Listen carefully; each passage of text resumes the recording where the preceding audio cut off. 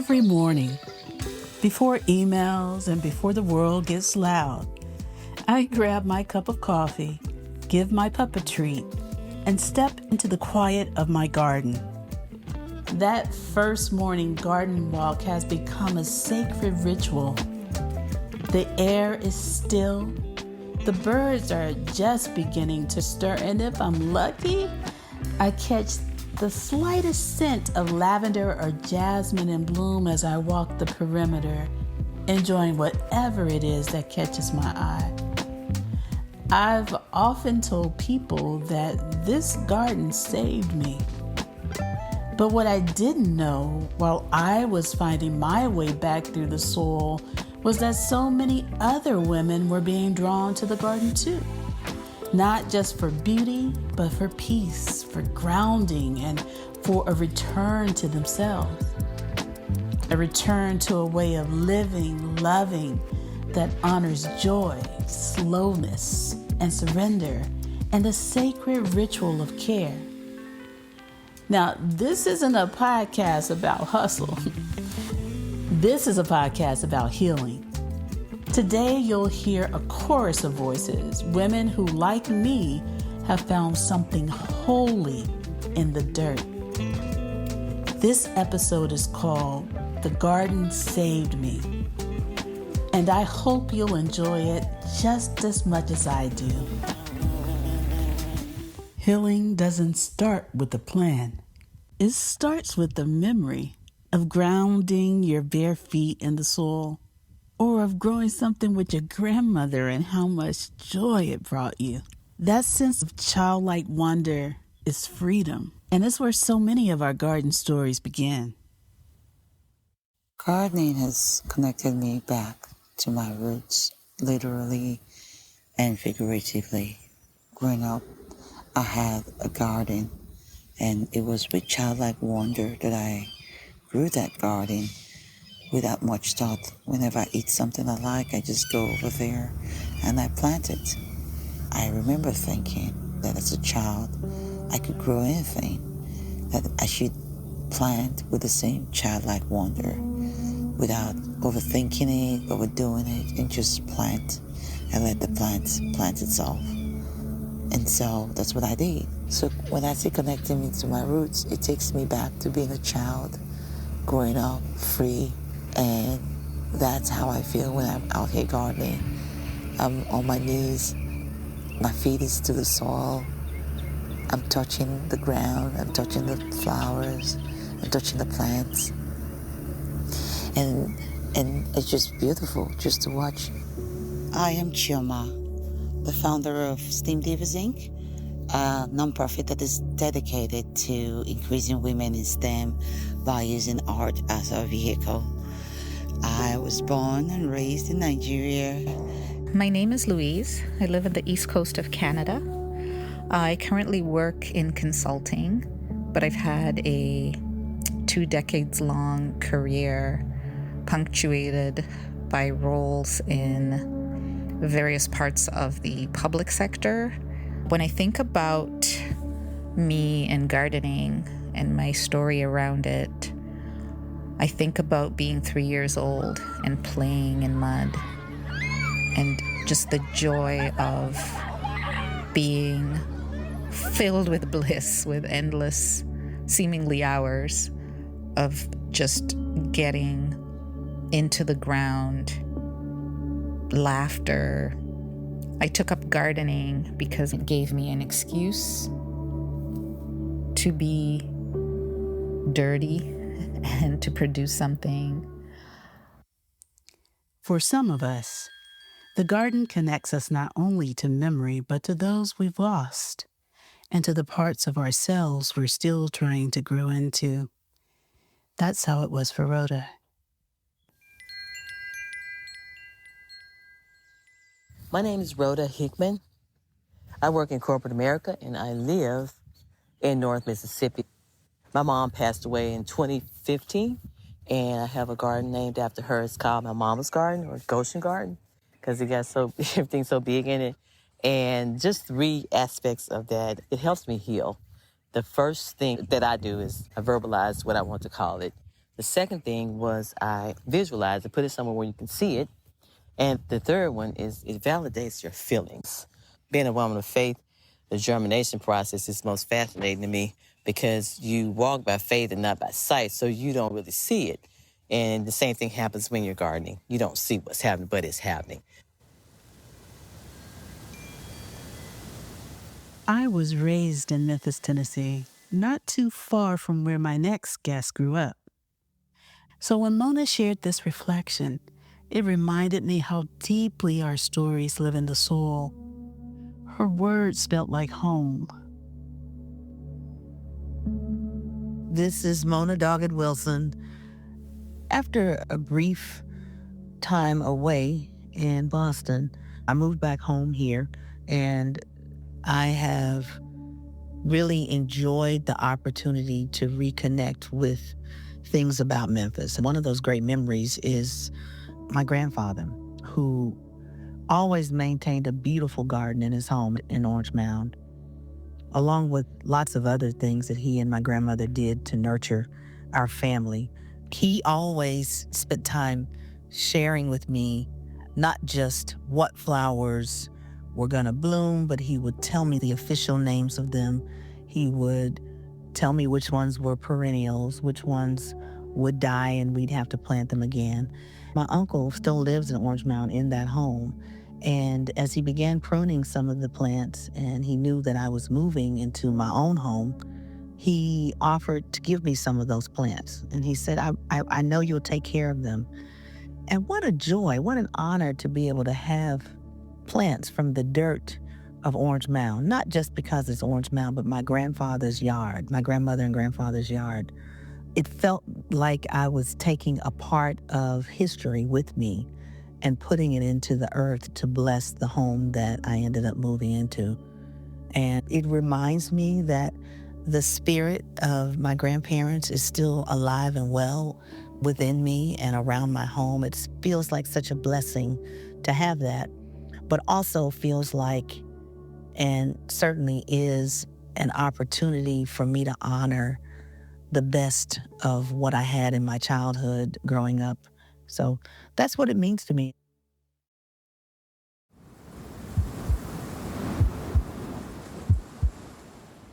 This is Karla Monterroso. I'm the founder and managing partner of Brava Leaders, a consultancy that's dedicated to multiracial, multicultural institutions and the skills, systems, and norms that we need to run them. My garden came into my life as I had just started to deal with a chronic illness and disability. And it felt like the whole world wanted me to just be well again and to dispose of all the things that I had learned in the roughest parts of my illness and was continuing to learn in the roughest parts of my disability. And my garden gave me the permission to slow down and to understand that everything has its season. One of the ways that the garden really healed me is I was able to put my hands in dirt, a thing I had not done since I was a very little kid, and find the joy of being incredibly present with myself in nature, like listening to birds, seeing the personalities of the plants. It just put me in relationship with a cycle of nature.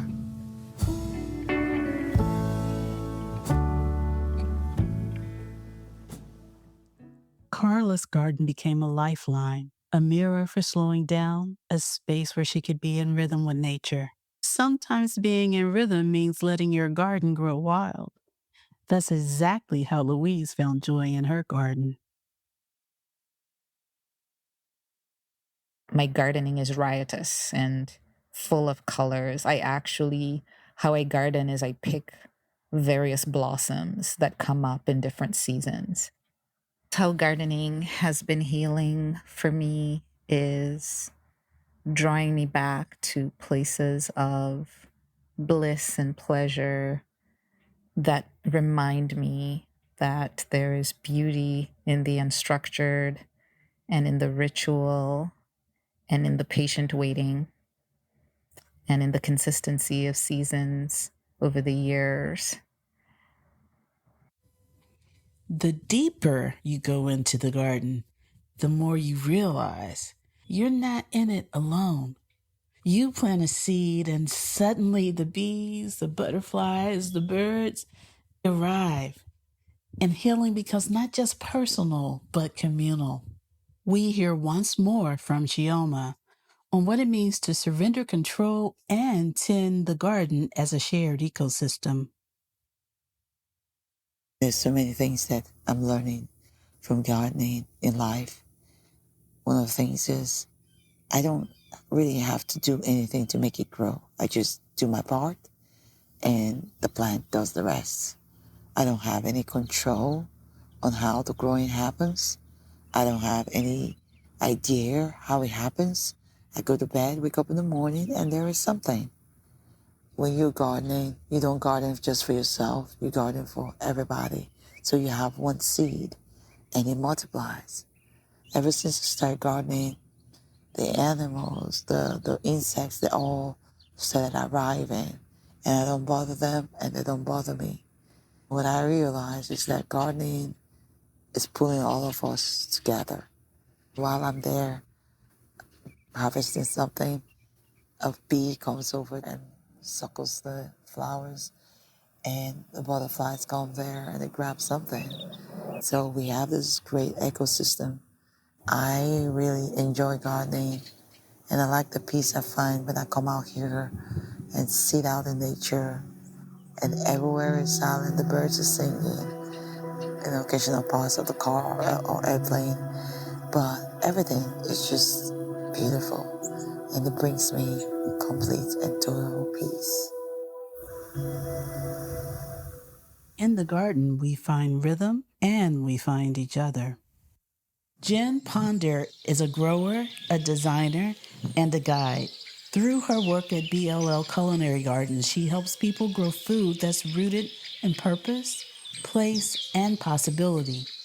But what she's really cultivating is story.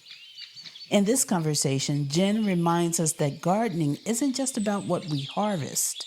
It's about how we come home to ourselves, our communities, and the land that holds us.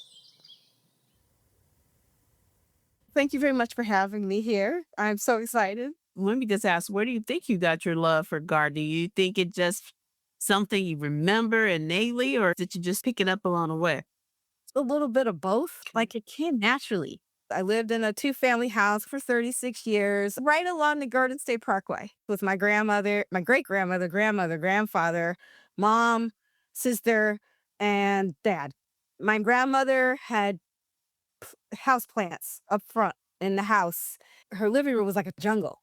I would play around there and I just loved the plants and watched her take care of them, the aloe and snake plant, all the black people plants. I learned how to take care of her plants. I being a chef, always around food. And I always love food. I always love eating and going and tasting and being around people who love food. But it never occurred to me to be like, I'll just start gardening. Nothing in my path ever said, you're going to be a gardener. It just was something I just did. And I did it well. Like I understood it. My mom had passed when I was 28 of breast cancer. And that's who the company is named after. It's Brenda Lee Love. So it's named after her. When I was home, for some odd reasons, I wanted to grow something. I don't even know why. I just started growing stuff, and then I started looking into more things. I can't remember why, but I just wanted to learn. I read something about organic gardening, and that's when I started doing that. Had no idea how to run a business. I had always worked for somebody. Then I got laid off, and so I put all my energy into this. And 3 years later, I've become an unlineable local winner. I've got 2024 next door fave. And now I'm just trying to build my business. Amazing. Your journey from chef to professional gardener is truly fascinating. It feels like your transformation was guided somewhat by both grief and love. And maybe that's what drew you back to the soul. I'm curious about the healing aspect. So many of the women that I spoke to in this podcast and in general have called the garden a healing space for them. And that's definitely what it was for me. I worry a lot. So that energy I put into my plants and I take their happy energy. I don't know how you cannot step next to a flower or see a bee or a butterfly and just engulf that energy. I don't know. It's just, it's the sun, it's the smells, it's the noises, it's the sounds of the bees, the sounds of the wind going through the trees, the sound of just the soil when you put that trowel in, that scraping noise. It's all these sounds that catch your ear. And when you hear something you haven't heard, like, what was that? The silence without being silent, because everything's vibrating around you, but it's still quiet. That's what calms me down. It's that peacefulness. That vibrating silence that Jen describes, where everything is alive around you, yet still, that's the garden's secret. It holds space for our worries while teaching us to receive the energy of growth. How would you advise the folks to get started if they're interested in gardening, no matter where they are and where they live? It's something you can just jump into, but it's overwhelming. You have to learn how to garden. So when I talk to people, I'm like, this is what we're going to do. I'm going to ask you a bunch of questions. You're going to tell me what you want to do, what your vision is. And then I take those ideas and I sit down and I'm like, okay, this is what you can accomplish. And with my support, we're going to accomplish this. Don't be scared. And yes, you're going to make mistakes, but don't be scared. Just try. It's your garden. No one can say to you, do it this way. That is your space. That is your vibe. Just embrace your garden. So if you want to grow food, you are going to call me or text me, or you can find me at www.bllculinarygardens.com. I'll give you my email. That's jp23@bllculinarygardens.com. I think that we just have it ingrained in us. It's just, it takes somebody to bring it out. And that's what I want to do. You know, I've been thinking about something you shared about just knowing when it comes to gardening. And that really resonates with me. And I found that to be the case with so many who I've spoken with about their gardening practice. I'm curious, like, how does your gardening practice connect you to your ancestors or even to that broader cultural history that we share? Like, do you feel that ancestral knowledge flowing through you when you're working with your plants? That's how it is for me. I think Black folks, we as a community just know, especially Black women, they just know. I think is, and even Black folks that don't know how to garden and haven't gardened, once they start, I think it just becomes inherent. I think it's just in us. There's something profound in what Jen shares about Black women and gardening. That knowing that lives in our hands, passed down through generations, just waiting to be awakened. What's the legacy you want to leave to the world and to your boys, your family community as a Black female gardener? I just want people to be like, she did love her boys. She did love her friends. she did love.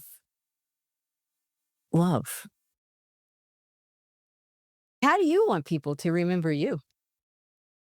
I think for me, I'd like to be remembered as someone who helped the community, especially Black women, live a little better.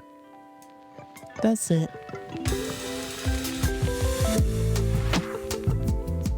That's all for today. This is just the beginning. Thanks to my guests, Chioma, Louise, Rhoda, Mona, Karla, and Jenn, for sharing your garden journeys with all of us. Thank you for tending the space with me. I hope you'll meet me here again soon. I'm so grateful to have walked this path with you. I'm Kimberly Bryant, and this is the Inner Garden Podcast. Here we journey into the lives of changemakers who are reclaiming power, peace, and purpose through the sacred act of gardening. Until next time, the garden is calling. Bye-bye.